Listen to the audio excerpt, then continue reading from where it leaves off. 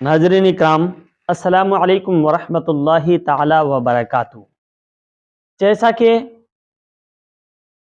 آپ سبھی حضرات جانتے ہیں کہ آج ماہ رمضان المبارک کا پہلا روزہ ہے، یعنی السلام علیکم ورحمۃ اللہ تعالی 12 وبرکاتہ۔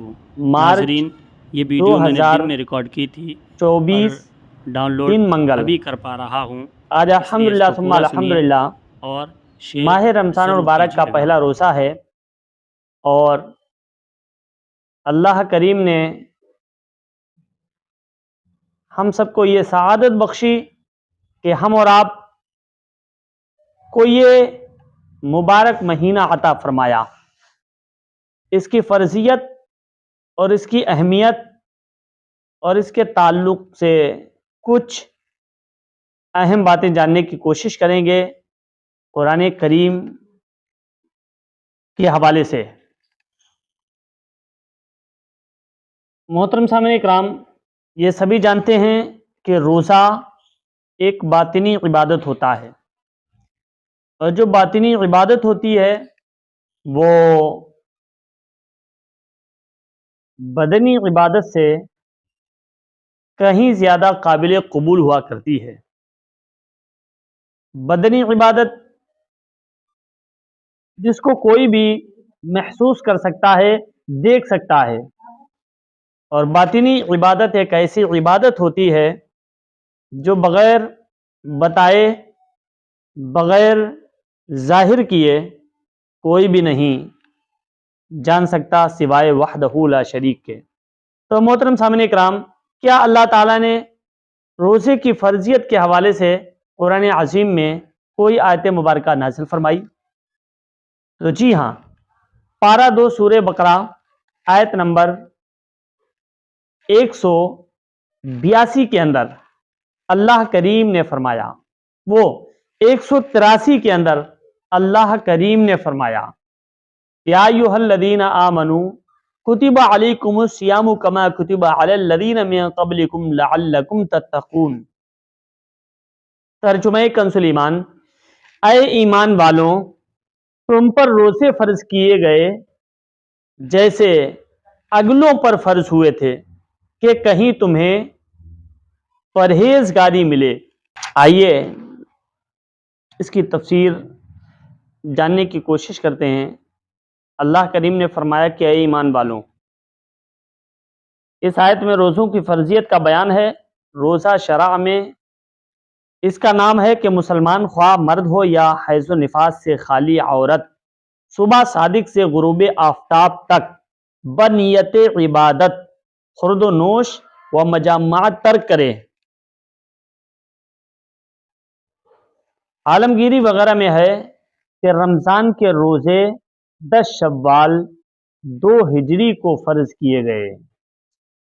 10 شوال 2 ہجری کو فرض کیے گئے۔ در مختار و خاصن وغیرہ میں ہے کہ اس آیت سے ثابت ہوا کہ روزے عبادت قدیمہ ہیں، زمانہ آدم علیہ السلام سے تمام شریعتوں میں فرض ہوتے چلے آئے۔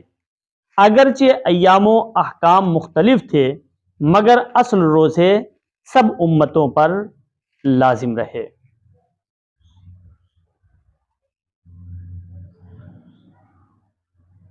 محترم سامعین اکرام، مجید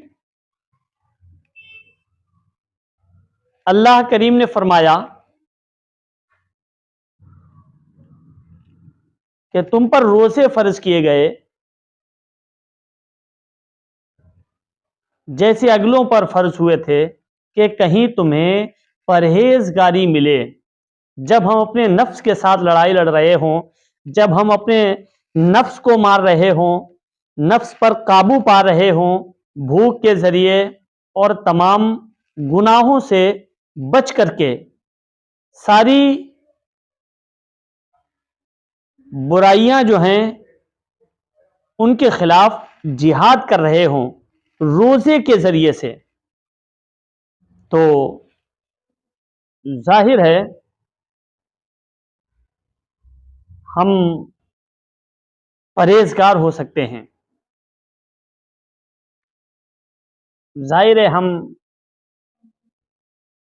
ہمارا دل پرہیزگاری کی طرف مائل ہوگا۔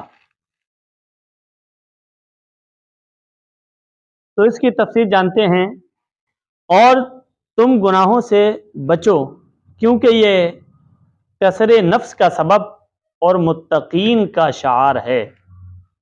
عموماً بزرگان دین کی تاریخ پڑھیں گے اور بزرگان دین رحمہم اللہ کے بارے میں جاننے کی کوشش کریں گے تو آپ کو یہی ملے گا کہ ہمارے اللہ والے بزرگان دین زیادہ تر بھوکے رہا کرتے تھے اور بھوک سے اپنے نفس کو مارا کرتے تھے۔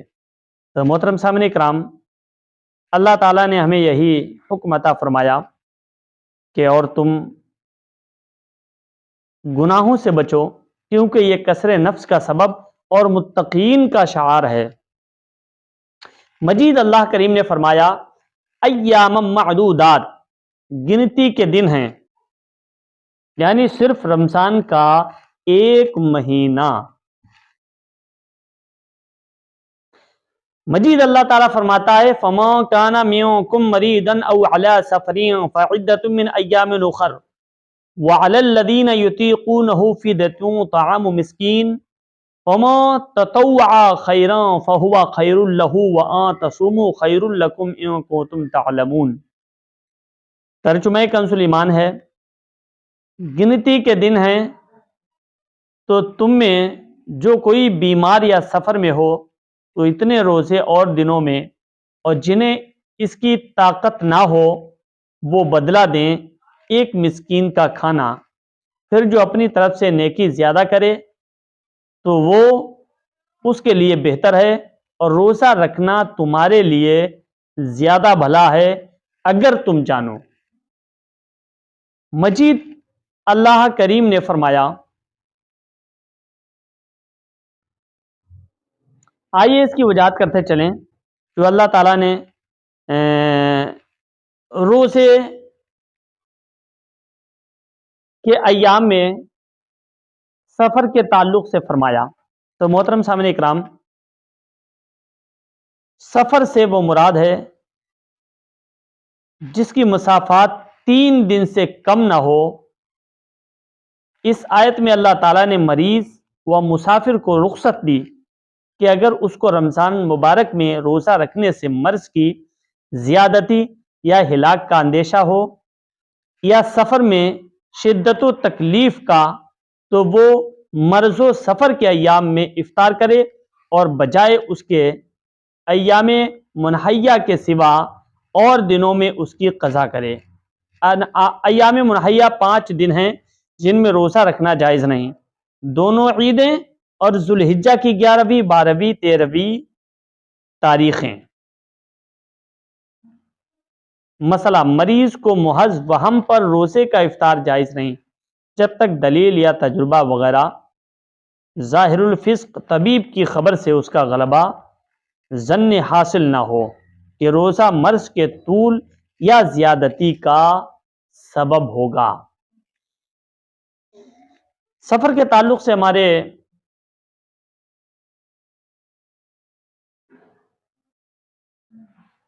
علماء کرام فرماتے ہیں کہ 96 کلومیٹر دوری طے کرنے کے بعد بندہ مسافر بن جاتا ہے۔ اگر 15 دن سے کم رکنے کا ارادہ رکھتا ہے تو بہت بڑی تفصیلات ہیں مسافر کے تعلق سے۔ انشاءاللہ العزیز کبھی موقع ملا یا علماء کرام کی رہنمائی حاصل ہوئی تو بتانے کی سعادت حاصل کریں گے۔ ابھی ہمارا موضوع جو ہے وہ روزے کے تعلق سے ہے۔ اللہ کریم نے فرمایا مجید شہر رمضان الذی انزل فیہ القرآن ھدی للناس وبینات من الھدی والفرقان فمن شہد منکم الشہر فلیصمہ ومن کان مریضا او علی سفر فعدۃ من ایام اخر युरीदु अल्लाहु बिकुमुल युसरा वला युरीदु बिकुमुल उसरा वलितुकमिलुल इद्दता वलितुकब्बिरुल्लाह अला मा हदाकुम वलअल्लकुम तशकुरून। रमज़ान का महीना जिसमें कुरान उतरा, लोगों के लिए हिदायत और रहनुमाई और फैसले की रोशन बातें। अल्लाह ने क्या फरमाया? रमज़ान का महीना जिसमें कुरान उतरा, लोगों के लिए हिदायत और रहनुमाई और फैसले की रोशन बातें, फैसले की रोशन बातें। आज हम फैसले के लिए दूसरों से रहनुमाई हासिल करते हैं, दूसरों की तरफदारी करते हैं, दूसरों की तरफ तवज्जो करते हैं।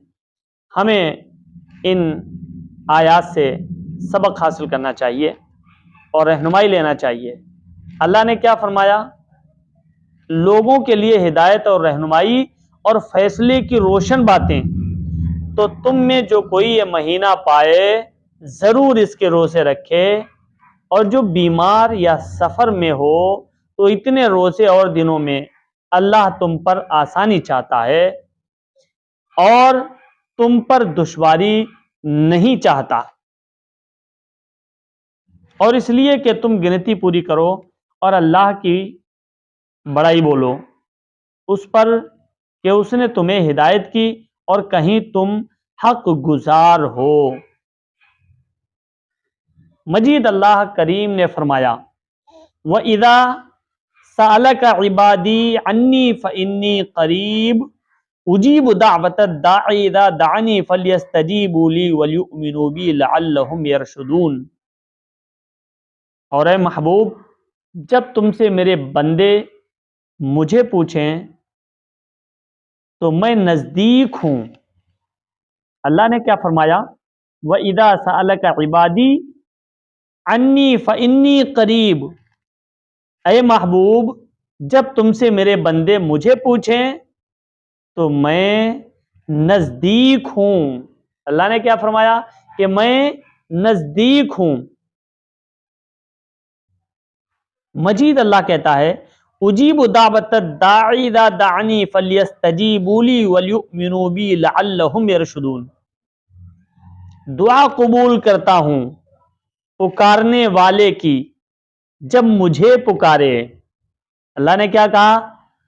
उजीबू दावत दाई इज़ा दानी फल्यस्तजीबू ली वलयुमिनू बी लअल्लहुम यरशुदून।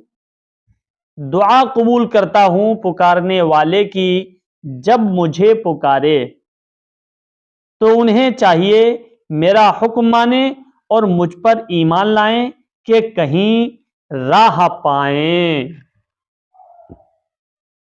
ये सूरह बकरा की आयत नंबर 183 था, 186 का तर्जुमा व तफसीर था जो मैंने आपके सामने पेश करने की सआदत हासिल की। आइए आखिर आयत का तर्जुमा सुन लिया, अब तफसीर भी जानने की कोशिश करते हैं कि अल्लाह ताला ने जो फरमाया दुआ के ताल्लुक से। एक तो ये फरमाया व इज़ा सालका इबादी अन्नी फ़इन्नी करीब, और ए महबूब, जब तुमसे मेरे बंदे मुझे पूछें तो मैं नज़दीक हूँ। मजीद अल्लाह कहता है, उजीबु दावत दाई इज़ा दानी फल्यस्तजीबू ली वलयुमिनू बी लअल्लहुम यरशुदून। दुआ कबूल करता हूँ पुकारने वाले की। अल्लाह क्या कहता है? ये दुआ कबूल करता हूँ। उजीबु दावत दाई इज़ा दानी, दुआ कबूल करता हूँ पुकारने वाले की जब मुझे पुकारे। फल्यस्तजीबू ली वलयुमिनू बी लअल्लहुम यरशुदून, तो उन्हें चाहिए मेरा हुक्म माने और मुझ पर ईमान लाएं कि कहीं राह पाएं। अल्लाह ने पहले पैगाम दिया और फिर उसके बाद अपना हुक्म सुनाया। पैगाम क्या दिया? तो उन्हें चाहिए मेरा हुक्म माने और मुझ पर ईमान लाएं कि कहीं راہ پائیں، یہ اللہ نے حکم دیا۔ اور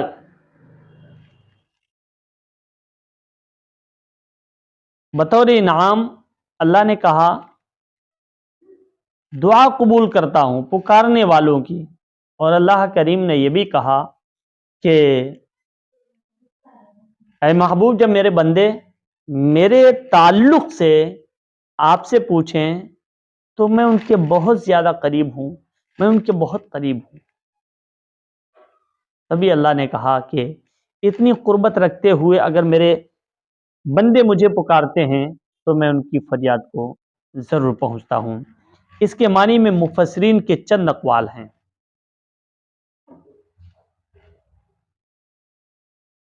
جو آیت نازل ہوئی نا، شہر رمضان الذی انزل فیہ القرآن، اس کے تعلق سے جاننے کی کوشش کرتے ہیں۔ اس کے معنی میں مفسرین کے چند اقوال ہیں۔ یہ کہ رمضان وہ ہے جس کی شان و شرافت میں قرآن پاک نازل ہوا۔ نمبر 2 یہ کہ قرآن کریم میں نزول کی ابتدا رمضان میں ہوئی۔ نمبر 3 یہ کہ قرآن کریم بتمامہ رمضان مبارک کی شب قدر میں لوح محفوظ سے آسمان دنیا کی طرف اتارا گیا اور بیت العزت میں رہا۔ یہ اسی آسمان پر ایک مقام ہے، یہاں سے وقتاً فوقتاً حسب اقتضائے حکمت جتنا جتنا منظور الہی ہوا جبرائیل امین لاتے رہے۔ یہ نزول 23 سال کے عرصے میں پورا ہوا۔ محترم سامعین اکرام، تو ہمیں کثرت کے ساتھ اس مہینے میں عبادت کرنا چاہیے اور دل کی اتاہ گہرائیوں اور خضوع کے ساتھ ماہ رمضان مبارک کے روزے رکھنا چاہیے اور زیادہ سے زیادہ صدقہ و خیرات کرنا چاہیے اور غرباء و مساکین کی بھرپور طریقے سے مدد کرنا چاہیے، کیونکہ اللہ کریم اس مبارک مہینے کے طفیل نفل کا ثواب جو ہے، نفل ثواب وہ سنت کے برابر کر دیتا ہے، اور سنت کا ثواب بڑھا کر کے اللہ تعالی فرض کے برابر کر دیتا ہے، اور فرض کا جو ثواب ہے اللہ تعالی اس کو 70 گنا زیادہ کر دیتا ہے۔ اور صدقہ و خیرات کے تعلق سے آیات ہے کہ بسا دنوں میں یعنی اور دنوں میں ماہ رمضان المبارک کے علاوہ کوئی راہ خدا میں 1 روپیہ خرچ کرے، اللہ تعالیٰ اس کے بدلے اسے 10 روپیہ عطا فرماتا ہے۔ مگر ماہ رمضان المبارک میں اگر کوئی 1 روپیہ خرچ کرے، اللہ تعالی غالباً اس کو 70 روپیہ عطا فرماتا ہے، 70 گنا زیادہ عطا فرماتا ہے۔ ماہ رمضان مبارک کے بے شمار فضائل ہیں، ماہ رمضان مبارک کی بے پناہ نعمتیں ہیں۔ ہم اور آپ خود ہی اپنی آنکھوں